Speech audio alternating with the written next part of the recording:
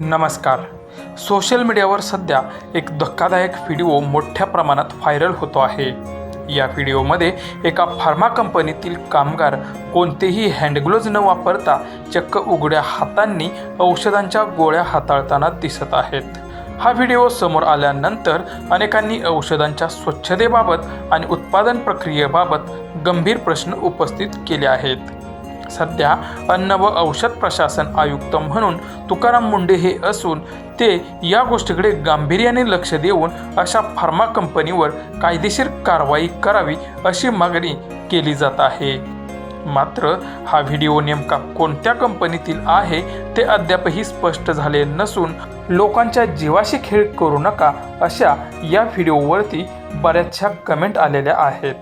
Pharmaceutical उद्योगामध्ये औषध निर्मिती दरम्यान स्वच्छता, सुरक्षितता आणि गुणवत्ता नियंत्रणाला अत्यंत महत्त्व असते. त्यामुळे अशा फार्मा कंपन्यांमध्ये योग्य ती काळजी घेणे अत्यंत गरजेचं आहे.